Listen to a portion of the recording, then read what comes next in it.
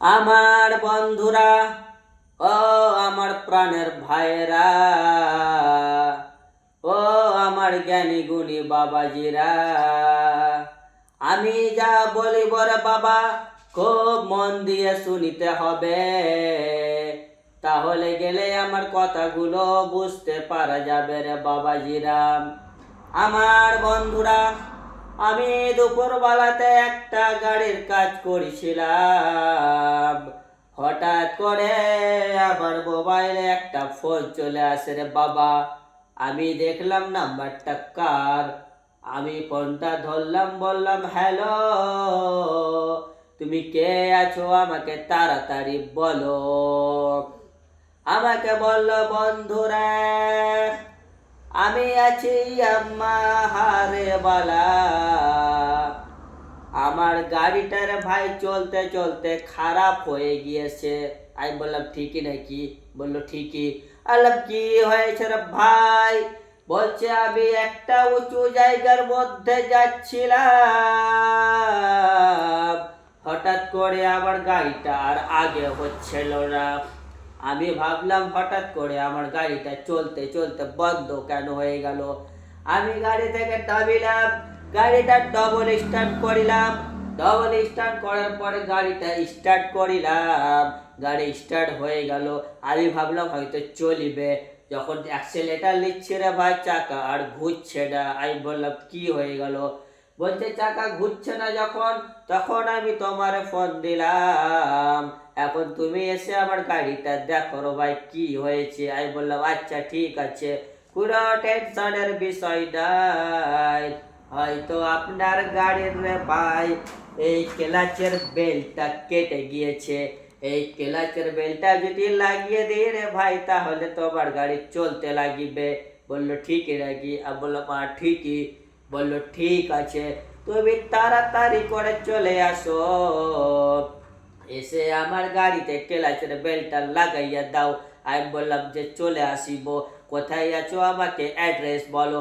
আমাকে অ্যাড্রেসটা দিল রে ভাই। আমি তাড়াতাড়ি করে পুরো রেঞ্জ পাতি লিয়ে রে ভাই, একটা ক্লাচের বেল্ট লিয়ে রে ভাই, সাথে একটা ক্লাচের রোলার লিয়ে রে ভাই, আমি চলে গিয়েলাম। যাওয়ার পরে রে ভাই আমি গাড়ি স্টার্ট করিলাম, দেখছি গাড়ি স্টার্ট হচ্ছে। স্টার্ট হওয়ার পরে আমি অ্যাক্সিলেটার নিচ্ছি, দেখছি অ্যাক্সিলেটারও হচ্ছে, কিন্তু রে ভাই চাকা ঘুরছে না। আমি তো ভাবলাম যে ক্লাচের বেল্ট হয়তো কেটে গিয়েছে। আমি বললাম কোনো টেনশনের বিষয় নাই, আপনার গাড়ির ক্লাচের বেল্ট কেটে গিয়েছে, এক্ষুনি ঠিক করে দিচ্ছি। বললো যে করে দাও। আমি ভাই এর ক্লাচের আমি ক্লাচের কভারটা খুলিলাম।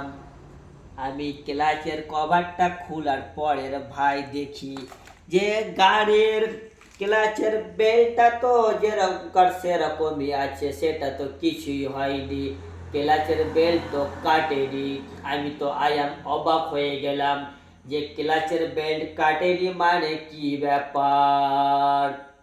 যত গাড়ির পিছনে কাজ করতে যাই, গাড়ি স্টার্ট লাই, গাড়ি অ্যাক্সেলেটার লাই, কিন্তু গাড়ি আগে বাড়ে না। বেশিরভাগই তো ক্লাচের বেল্ট কেটে যায়। তো আমি তো ভাবলাম যে ক্লাচের বেল্ট কেটে গিয়েছে বলে আমি সাথে একটা ক্লাচের বেল্ট একটা রোলার নিয়ে চলে গেছি ঠিক করতে। যাওয়ার পরে খুলে দেখলাম তো ক্লাচের বেল্ট তো ঠিক রয়েছে। আমি মনে মনে করলাম হয়তো আর গিয়ার বক্সের পেনিয়াম গুলো, অর্থাৎ যে পেনিয়াম গুলো রয়েছে রে ভাই, এই পেনিয়াম গুলো হয়তো কেটে গিয়েছে, যার জন্য অ্যাক্সিলেটার নিচ্ছে কিন্তু চাকা ঘুরছে না। আমি মনে মনে চিন্তা করিলাম এইটা। কাস্টমারকে বলিলাম ভাই গো, আপনার গাড়ির হয়তো গিয়ার বক্সের পেনিয়াম গুলো কেটে গিয়েছে, যার জন্য গাড়ি অ্যাক্সিলেটার নিচ্ছে কিন্তু চাকা ঘুরছে না। কাস্টমার বলিল তাহলে ভাই উপায় কি? আমি বললাম উপায় তো এটাই, গাড়িটাকে কোনো রকম করে আমার দোকানে নিয়ে যেতে হবে, আমার গ্যারেজে দিয়ে যেতে হবে। ওইখানে গিয়ে আমি গাড়িটার গিয়ার বক্সটা খুলিব, তারপরে কি প্রবলেম আছে আমি আপনাকে জানাবো। বললো তাই করো। তাহলে তুমি গাড়িটা ভাই কেমন করে নিয়ে যাবা? এখান থেকে তো 7-8 কিলোমিটারের রাস্তা রে ভাই। আমি বললাম কোনো টেনশনের বিষয় নাই, আমার কাছে একটা বন্ধুর নাম্বার রয়েছে, আর একটা বড় গাড়ি রয়েছে, আমি তাকে ফোন করে ডাকিব, তার গাড়িতে উঠিয়ে আমরা গ্যারেজে নিয়ে গিয়ে আপনার গিয়ার বক্সটা খুলিব। বলল তাই করো। আমি তাই করলাম। আমি কোনো রকম করে গাড়ির ওপরে উঠাইলাম, গাড়ির ওপরে উঠিয়ে আমি গ্যারেজে নিয়ে আসিলাম। গ্যারেজে নিয়ে আসার পরে রে ভাই আমি আর গিয়ার বক্সটা খুলিলাম। গিয়ার বক্সটা খোলার পরে দেখি আয়ার তো অবাক রে ভাই, গিয়ার বক্সের পেনিএম গুলো রে ভাই একদমই ঠিক রয়েছে, কোনো একটা পেনিএমের মধ্যে কোনো একটা স্ক্র্যাচও আসেনি রে ভাই। তাহলে মনে মনে চিন্তা করিলাম, তাহলে কি ওই অ্যালোবিলের যে শ্যাফট রয়েছে সে শ্যাফটটা কি কেটে গিয়েছে? আমি মনে মনে ধারণা করিলাম। মনে মনে ধারণা করার পরে আমি ওর চাকাটা খুলিলাম, আমি ওর রিমটা খুলিলাম। রিমটা খোলার পরে দেখি রে ভাই এই রিমটের যে ঠেডগুলো রয়েছে সেই ঠেডগুলো তো সম্পূর্ণই চলে গিয়েছে, সেই ঠেডগুলো সম্পূর্ণ চলে গিয়েছে। তারপরে যে শ্যাফট রয়েছে এই রিবের শ্যাফটের ঠেডগুলো চলে গিয়েছে রে ভাই। এই দুটো সামান তো, এই দুটো জিনিস তো খারাপ হয়ে গিয়েছে। এখন কি করা যায়, কি করা যায়? ভাবনা চিন্তা করে আমি কাস্টমারকে ফোন করিলাম। ফোন করে বলিলাম, কাস্টমার ভাই আমি তোমার গাড়িটা গ্যারেজে নিয়ে আসার পরে খুলিলাম, খোলার পরে দেখি রে ভাই তোমার রিম খারাপ হয়ে গিয়েছে, তোমার রিমের যে শ্যাফট রয়েছে সে শ্যাফটটাও খারাপ হয়ে গিয়েছে, তোমার তো ক্লাচ বক্সের গিয়ার বক্সের কোনো জিনিস খারাপ হয়নি, শুধু রিম আর রিমের শ্যাফটটা খারাপ হয়ে গিয়েছে। তাহলে এখন কি করা যায়? কাস্টমার বলল, ভাইজান তাহলে এখন কি করতে হবে? আমি বললাম, ভাই গো আপনার রিম পাল্টাতে হবে, রিমটার যে শ্যাফট রয়েছে শ্যাফট পাল্টাতে হবে। বলল দুটোই মাল পাল্টে দাও, কত টাকা আসবে একটু আমাকে বলে দাও।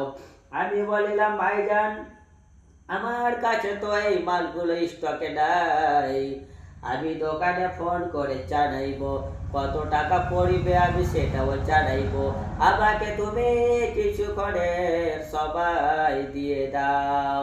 কাস্টমার বলিল, ভাই রে আমার কাছে গাড়ি নাই, যা করিবা তাড়াতাড়ি করো। আমি ভাই রে সাথে সাথে পার্সের দোকানে ফোন লাগাইয়া দিলাম, ফোন লাগাইয়া বললাম, ভাই গো তোমার কাছে কি ইয়ামাহারের অ্যালোবিল আছে রে ভাই? ইয়ামাহারের অ্যালোবিল শ্যাফট আছে রে ভাই? সে বলল, না রে ভাই আমার কাছে তো স্টকে নাই। আমি বললাম, স্টকে নাই মানে? এত বড় দোকান খুলে রেখেছ, একটা মাল স্টকে রাখো নাই? এখন আমি কাস্টমার কি বলিব? সে বলল, ভাইজান তুমি কাস্টমারকে বলো 1 সপ্তাহ টাইম দেওয়ার জন্য, আমি 1 সপ্তাহ পরে তোমাকে আলু বিলটা আর স্যাপটা দুটোই মাল আমি তোমাকে আনাইয়া দিব। ভাইজান আমি তার উপরে বিশ্বাস করে আমি রিপটা আর স্যাপটা অর্ডার করে দিলাম। অর্ডার করার পরে রে ভাই দিনের পরে দিন যায়, মাসের পরে মাস যায় রে ভাই। তারপরে রে ভাই কোন রকম করে আজকে 2টা মাস হয়ে গেল রে ভাই। 2টা মাস পরে রে ভাই আমাকে এই যে স্যাপটা দেখতে পাচ্ছ রে ভাই, এই স্যাপটা আমাকে 2 মাস পরে অর্ডার করে রে ভাই আনাইয়া দিল। এই স্যাপটার দাম রে ভাই এইখানে দেখতে পাচ্ছেন ভাই ইয়ামাহা অরিজিনাল রে ভাই 595 টাকা স্যাপটার দাম রে ভাই। আমি বললাম কোনো ব্যাপার নাই, যদি 1000 টাকাও হতো তাহলে গেল আমাকে লাগাইতে হতো। তো আমি কোনো ব্যাপার নাই, 595 টাকা দিয়ে রে ভাই আমি এই স্যাপটা দিয়ে আসিলাম। তারপরে রে ভাই রিমের দাম কয় টাকা রে ভাই? বললো রিমের দাম রে ভাই 3922 টাকা। সেই 3922 টাকা দিয়ে রে ভাই আমি এই অ্যালোবিলটা আনাইলাম। আনাবার পরে রে ভাই আমি কাস্টমার রে ফোন দিলাম, ভাই গো তোমার সামান তো ভাই পাইয়া গিয়েছি, এখন কি করব বলো, ফিট করে দেব কি? বললো হ্যাঁ ভাই তুমি তাড়াতাড়ি আমার গাড়িটা ফিট করাইয়া দাও। আমি বললাম ভাই গো তোমার যে স্যাপ্টার বিয়ারিংটা রয়েছে ভাই, সেই বিয়ারিংটা একটু খারাপ রয়েছে, আমি কি পাল্টাইয়া দিব? বললো কোনো ব্যাপার নাই রে ভাই তুমি বিয়ারিংটা পাল্টাইয়া দাও। আমি আবার বললাম ভাইজান তোমার গাড়ির বেল্টটাও একটু খারাপ রয়েছে, পাল্টাইয়া দেবো কি? বললো পাল্টাইয়া দাও।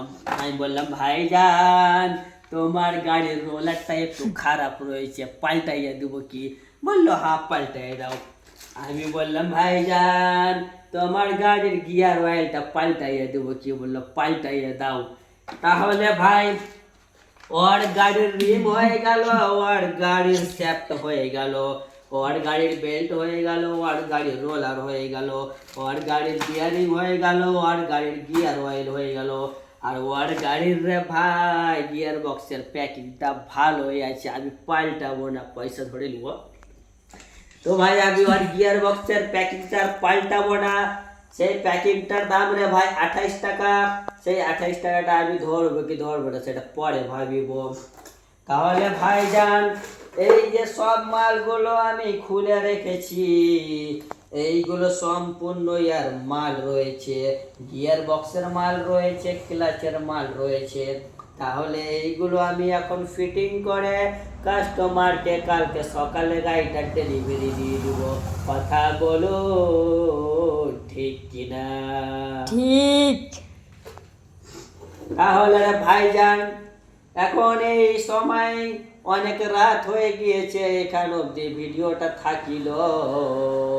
তোমরা কে ভালো যদি লাগে ভিডিওটা তাহলে কিছু বলিও, ঠিক কিনা? ঠিক। ওকে।